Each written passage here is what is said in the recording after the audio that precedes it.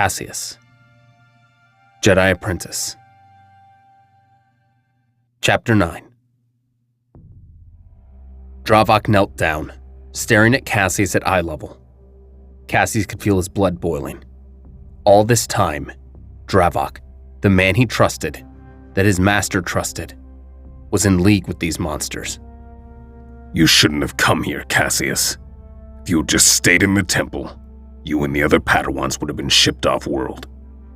You wouldn't have had to deal with what's to come. Caseus tried to lunge at Dravok, only to receive a blow to his eye from the butt of a Trandoshan rifle. Watch your temper, young one. You're on thin ice right now. Dravok, how could you do this? I don't expect you to understand, Sarah. You've seen the galaxy only so much as the Jedi have allowed you to see. You haven't witnessed the horrors I have. When I was a Padawan, I was so sure of everything the Jedi told me. I believed we were peacekeepers. I believed we were the last beacon of light in a galaxy that had long become a vile, cruel place. Then I grew, and I was soon sent on missions to different worlds. And everywhere I went, I saw nothing but suffering. War, famine, poverty, slavery. I asked myself, how can these atrocities be allowed? Slowly, it dawned on me. With every system I visited, the one common denominator was the Jedi. What? What are you talking about? Think about it, Corbyn. The Jedi have enough power to bring an end to so much suffering in the galaxy. And yet we don't. We're subservient to the whims of a corrupt republic that only cares about those who contribute to the system. But what of the poor planets? The less civilized people? Those who have so little to offer? They're left to toil in their anguish. And the Jedi do nothing to help. The Council's leash is kept in the tight grip of bureaucrats and tyrants who have no interest in the well-being of other systems. They don't care who dies or what system is left behind, so long as their agendas are forwarded. And we just let it happen. Caseus lifted his head, his left eye swollen completely shut, a drop of blood dripping down his cheek. You betrayed us! And your fellow Jedi! Why would you do this? The Republic is your problem, not the Jedi. But you see, Caseus, the Jedi are my problem. The Jedi have become blind to how corrupt the Republic is becoming. They refuse to listen to reason. A purge is needed. A cleansing of the stagnant, dogmatic complacency that infects the very heart of the Order like a plague. But this task couldn't be done alone, so I hired the Trandoshans to help me put an end to it. That's how you always knew where to be when the attacks happened. But then, why did you save me twice? Why not let me die? I don't blame the students for the failures of their masters. When I triggered the first bomb that killed Master Suka, I didn't anticipate you involving yourself. Caseus, you and your friends were never my targets. I hoped that you would see that the Jedi were not utilizing their full efforts to keep you safe, just as they don't utilize their full efforts to aid the helpless. Sadly, it seems you're too far gone, and you know too much. Forgive me, young ones, but your mission ends here. Within the hour, the Jedi Order will be dealt a blow from which they will never recover. And from the ashes, a new order will rise. An order that will see an end to injustice in the galaxy, by any means necessary. Dravok pulled their lightsabers from their belts into his waiting hands and motioned to Tosa and Grish. Tosa, Grish, finish them off. Krosh, grab the bombs and come with me. Yeah, you won't get past temple security. Dravok turned to Corbyn and smiled. Corbyn, I'd hoped you'd learned something from working with me these past few months. Temple security answers to me. With that, Dravok left up the steps with Krosh and shut the door as Tosa and Grish looked at the three Padawans with malicious intent. So, Grish, how should we do this? Quickly? Or should we have some fun? Why spoil this opportunity? Grab them. Caseus and his friends tried to fight back, but were overpowered. Locked into restraints, they were forced into another room, leading to a drop into an empty open area, enclosed by stone walls. Before they could think, they were shoved in, landing hard on the stone floor below. Caseus struggled to his feet. This room was completely empty, aside from a single door. Grish and Tosa stepped onto a metal platform overlooking them from 15 feet above. "What is this?" Grish and Tosa smirked and cackled. Dinner time. Grish flipped a switch on the wall as the door across the room slowly opened.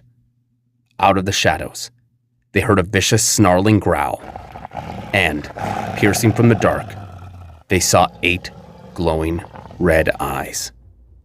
Corbyn began to shake. Caseus, you remember you asked what a Nexu was. You're about to find out. Out of the door sprung a large Nexu with razor-sharp claws and teeth and 2 sets of evil red eyes. Caseus, Sarah, and Corbyn grouped together.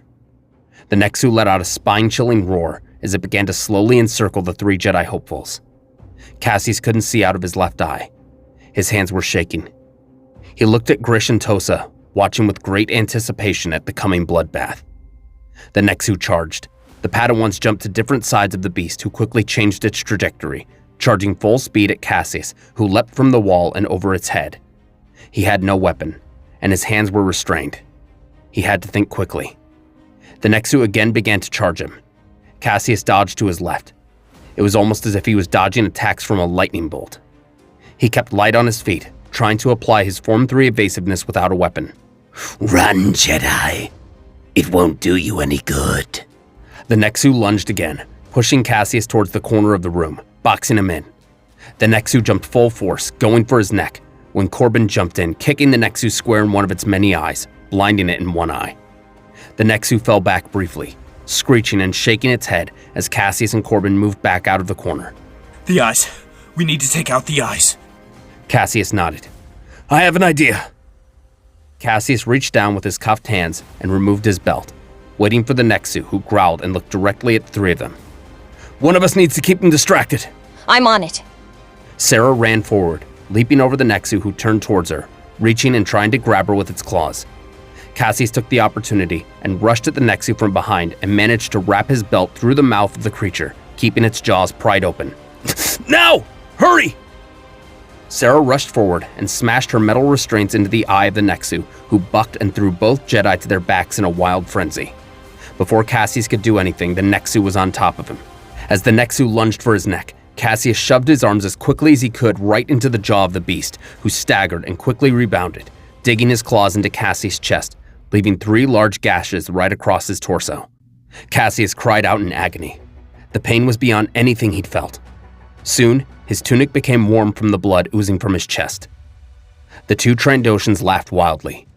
The Nexu lunged again, only for Sarah and Corbyn to jump on top of it, using their restraints to beat the creature over the face. Caseus held his chest and looked around the room. In the corner, he saw something. A bone, gnawed and sharpened to a dull point.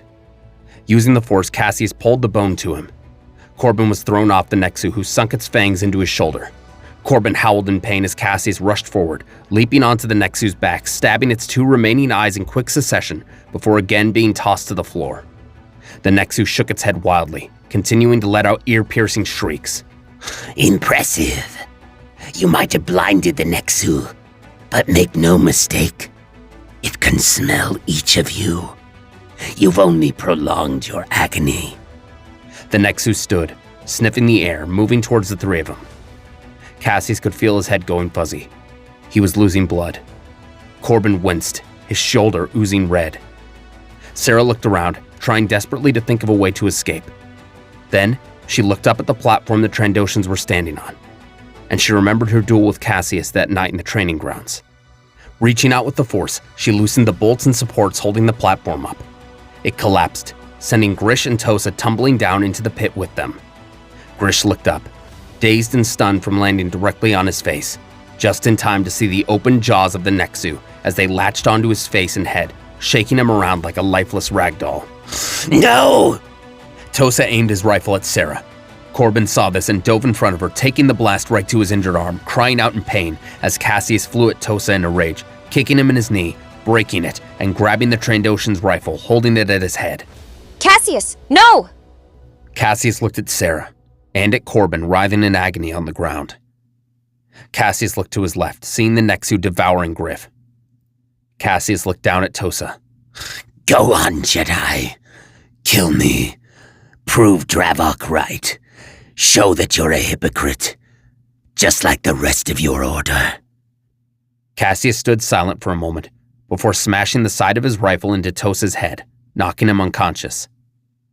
The Nexu stood up, sniffing the air, ready to attack again. Caseus aimed the rifle at the Nexu and fired at the creature's head, causing it to drop to the floor with a rasping gurgle. The Padawan stood still, injured and tired. Caseus rushed to Corbyn. Corbyn! Corbyn groaned in pain, his arm completely out of commission. Sarah rushed to the corpse of Grish and found the restraint keys, freeing them from their shackles. Caseus looked on the ground for his utility belt, finding the emergency medical supplies. It wasn't going to help much, just gauze and bandages. Caseus rushed to Corbyn, who was slowly bleeding more and more. Caseus quickly bandaged his wounds and used the gauze to wrap what he could. He helped Corbyn to his feet. I can't move my arm. Just be thankful you're alive. Caseus tore the sleeve from his tunic and created a makeshift sling for Corbyn's arm. Come on, we need to get out of here. Caseus, hold on. Sarah stopped Caseus and examined his wounds, opening his tunic and seeing 3 deep gashes. This is bad. I'm fine. Not for long. Sarah took her own medical pouch and dressed Caseus' wounds as best as she could. It wasn't much good. Blood continued to seep through. We need to get to the surface quickly. Suddenly, they heard the door open, and footsteps. Caseus and the others turned, expecting to see Dravok returning.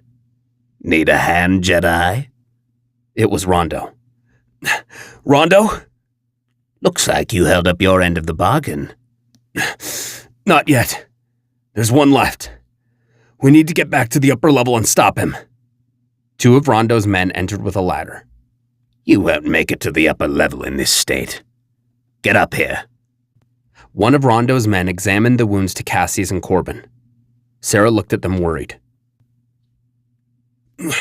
We don't have time. Patch us up as best as you can. Dravok said they'd be attacking within the hour. We need to get there fast. My men keep some supplies in our speeder. Follow me. They all exited the compound as Rondo's men looked through the speeder, pulling out a med pack and attending to Caseus and Corbyn. It wasn't much. Their wounds were severe, but the bleeding was stopped. Very impressive, Padawans. Stopping Trandoshans and a Nexu. Caseus held his sore chest. We need to get to the temple. Let's find our speeder and get out of here. Might I offer a solution? My men will transport you to the upper level.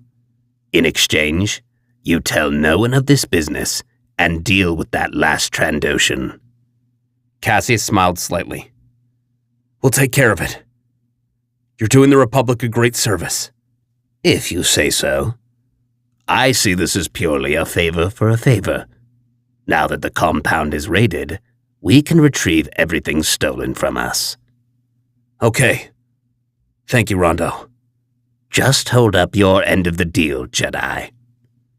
Call me Caseus. Rondo smiled a slightly crooked smile. Very well, Caseus. The 2 shook hands before the Jedi and Rondo's men hopped into the speeder, heading through the speeder lanes and up towards the underworld portal. Soon they could see the sky again. The sun had not yet risen, but the horizon had adopted an eerie green glow, signifying that daylight was soon to come. The speeder landed at the loading dock of the temple as Caseus, Sarah, and Corbyn stepped out, and Rondo's gang quickly left. Sarah, do you have your comlink? Contact Master Dralik. Let him know what's happening. Sarah removed her comlink and tried to get in contact with her master. The comlink only responded with incessant beeping. No good. Comm channels are down. Dravok must have deactivated them. We need to get inside. The Padawans rushed up the steps. Surprisingly, the guards weren't there. No guards. That's not a good sign. We need to find Dravok and Krosh. They could be anywhere. We need to think. To cause the most damage, where would they plant Dioxis bombs?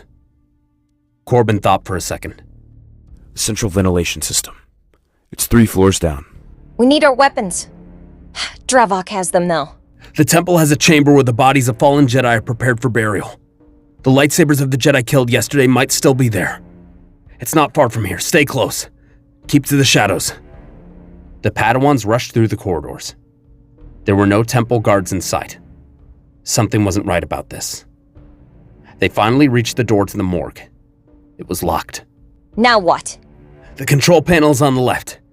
Can you do anything to override it, Corbyn? Maybe. Give me a second. Corbyn moved to the door controls and began to punch keys into the panel. The door clicked, but didn't open. Ugh, it's no good. The latch automatically reseals without a key. I have an idea. Undo the latch again, and I'll pull the doors open. While I hold them, Caseus can get the lightsabers. Okay. Ready? Now! Corbyn deactivated the lock as Sarah held the doors open with the force. Hurry! I can't hold this forever. Caseus nodded and ran into the room as the door sealed behind them. Taking a deep breath, he looked around the room. The bodies of the Jedi who perished were lying on metal tables, sheets covering their bodies. It was haunting to say the least. Caseus looked around and spotted a bench where several of the personal items of these Jedi had been laid out. Next to their utility belts, he saw them. 5 lightsabers. He walked to the bench and grabbed 3. Suddenly, he heard a whirring buzz and loud metal footsteps behind him. Turning around, he saw a towering security droid. Intruder detected. Activating defense protocol. The droid grabbed Caseus by his arms and threw him across the room into a wall, knocking the wind out of him and causing him to hit his head. His vision went blurry as he saw the droid walking over. Sarah called from outside. Caseus? What's going on in there? Hurry and get the door open! Caseus rolled underneath the legs of the behemoth droid, desperately trying to avoid blows from its large metal fists. We're opening the door now! Hurry! Caseus rushed for the door, with the droid in hot pursuit. Rolling between the doors just as Sarah let them shut, closing in on the droid's outstretched hands, severing them. You okay? Yeah, I'm okay. Let's go. We have to stop Dravok. Running to the steps at the center of the temple, Caseus ran as fast as he could, nearly leaping down the flights of stairs with Corbyn and Sarah following quickly behind. They soon came to a corridor lit by blue wall lights, leading to 3 separate hallways. Which one is it, Corbyn? The center one. I think. You think? I haven't been down here before. All I know is the general location. That's not going to help us. Stop fighting, both of you. Calm down. We can't lose focus. Clear your minds and concentrate. Reach out. Caseus and Corbyn sighed, closing their eyes as they concentrated, trying to sense where Dravok could be. It's the 3rd hallway. Let's go. They ran as fast as they could down the hallway. At the end was an open doorway. The sound of loud fans, generators, and electricity filled the air. There, standing with Krosh by a large bomb, was Dravok. Dravok! Stop! Dravok and Krosh turned around, staring at the young Jedi with surprise. Well, consider me impressed. Your masters have trained you well. Where are our masters, Dravok? Why is the temple empty? It's not. I told you. I control security. I informed all of them of a possible threat. All Jedi are confined to their rooms by my temple guards under security doors. All the while, my men are chasing a phantom. At this moment, all the pieces are in place. In a few minutes, every room in this temple will be flooded with Dioxis. Don't do this, Dravok. This isn't right. I know how much terror there is in the galaxy. Maybe the Jedi don't always do their best to help them, but this can't be the answer. It's the only answer, I'm afraid. No amount of preaching to closed ears is going to make a difference. But you 3 might prove me wrong. Join with me. Leave behind the Jedi Order. From the ashes of this one, we can start anew. Why must we be adversaries when we can be saviors? Caseus thought. Dravok seemed so sure of everything he was saying. He certainly believed in what he was fighting for. Some small part of him wanted to believe what Dravok was saying. But in his heart, he knew Dravok had become twisted by the dark side. We won't join you, Dravok. Peace isn't built upon the suffering of the innocent. Dravok chuckled. Innocent. I'm sure you believe that. It appears you're too far gone to see the truth. Very well. I'm sorry, young ones. Prepare to become one with the Force. Caseus, Sarah, and Corbyn drew their lightsabers as Dravok ignited his. Krosh, I'll take care of these fools. Get that bomb ready to blow. Right. Dravok rushed forward with blinding speed, striking at Caseus and Sarah. Caseus and Sarah fell back on their Form 3 training, blocking each attack as it came. Corbyn stepped in as well, utilizing Form 2 with his good arm. Their attacks were child's play to Dravok, who quickly began to gain the upper hand. Pitiful. No discipline. Dravok slashed quickly at Caseus, who instinctively jumped back, the blue blade of Dravok only centimeters from his eye. Dravok used this brief distraction and force-pushed Caseus right into Corbyn, knocking them down before turning his attention to Sarah. Sarah continued deflecting Dravok's attacks, quickly realizing how outmatched she was. Every block was pure desperation. Suddenly, she saw her lightsaber, still attached to Dravok's belt. Quickly moving her saber downward, Sarah caught Dravok's blade, holding it immobile for a brief moment before spitting directly into Dravok's eye. Dravok momentarily moved back, wiping his eye as Sarah flipped over him, force-pulling her saber from his belt, now wielding 2 green blades. That was a mistake, child. Dravok continued to engage Sarah as Caseus and Corbyn jumped back into the fray. Dravok was now beginning to falter, holding off 4 lightsabers at once. Caseus looked out of the corner of his eye and saw Krosh was nearing completion. Corbyn! Stop him! Corbyn quickly disengaged from the fight, leaping over to Krosh, who pulled his blaster and began firing. Corbyn, now caught in the heat of the action, quickly deflected each shot as Krosh backed up. Dravok, seeing the danger to his plan, quickly pushed Caseus and Sarah back and rushed over to Corbyn, his focus still on Krosh. Corbyn! Corbyn turned just in time to see his arm severed at the shoulder. As he let out a painful cry, Dravok lifted Corbyn by the throat with the Force and threw him directly into Caseus and Sarah. Do it now! Krosh held the remote and prepared to activate the switch, only for the detonator to fly from his hands into the darkness. All 5 of the combatants looked into the darkness with shock. A silvery blue blade suddenly illuminated the darkness. It was Master Takai, bandaged, still injured, but with a look of determination on her face that Caseus had never seen in his life. Master! Master Takai looked sternly at Caseus before turning her gaze to Dravok. It seems like we found our attacker. Dravok, you traitor. Are you honestly so surprised, Kakuri? After all we've been through, your insight has failed you.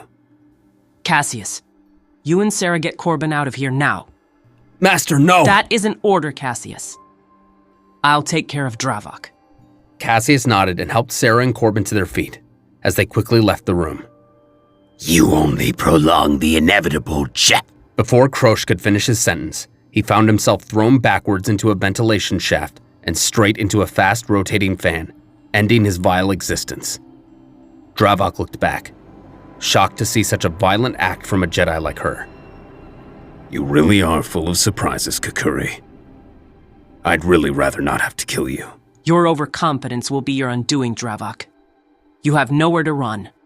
Surrender now, and you might live to see a cold prison cell. Dravok growled, grinding his teeth, his messy black hair matted in front of his face.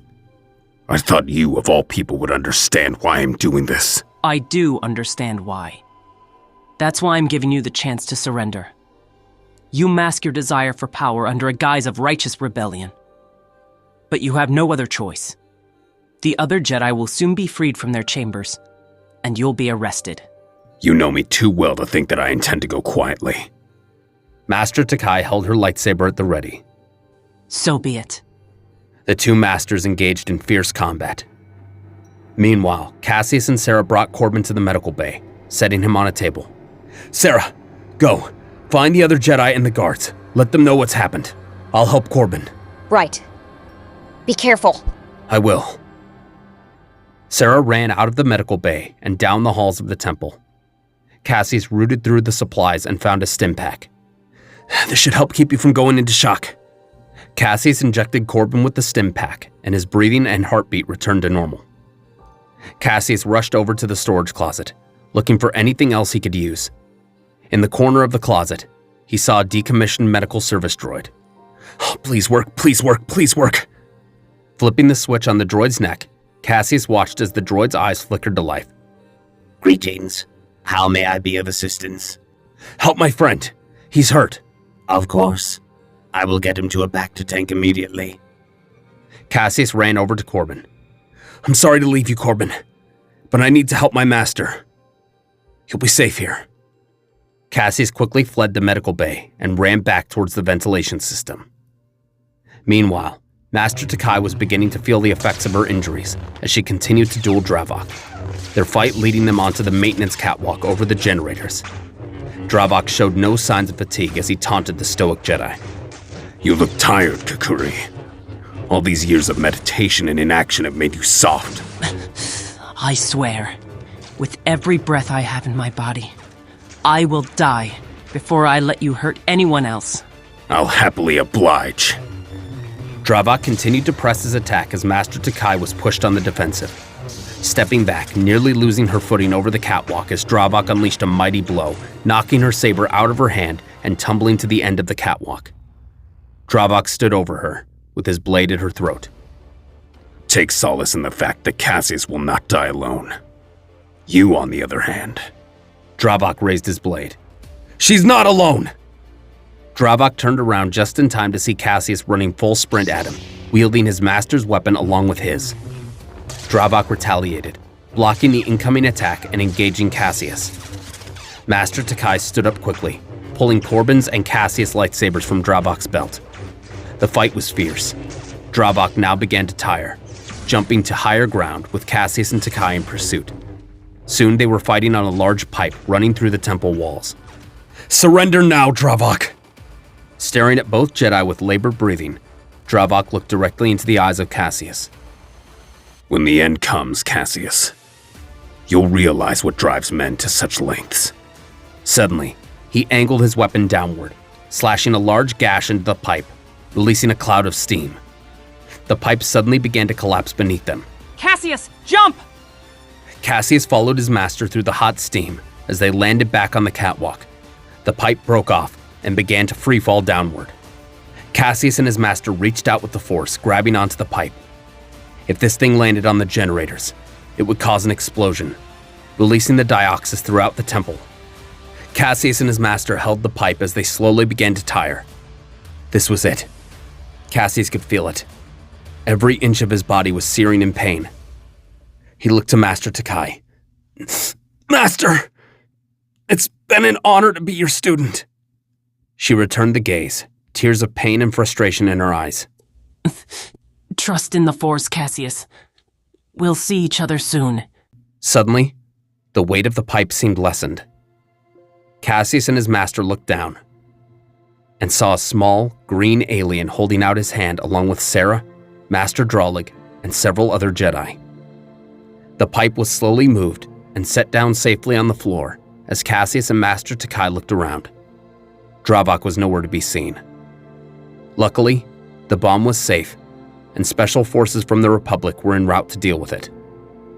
Master Takai hopped down in front of the guards. Head to every possible exit. Do not let him escape. The guards immediately scattered, rushing off to intercept Dravok. Caseus climbed down the ladder and stood before Master Yoda, bowing before falling to one knee from exhaustion. Radical attention you require, Padawan. Summon you we will, when it is safe. Yes, Master. Caseus looked at Sarah, who smiled and nodded to him. Come on, Caseus. Let's get you to medical. Master Takai escorted her student to safety. Caseus could tell she was disappointed in his reckless actions, but he couldn't think clearly right now. All he wanted was to sleep.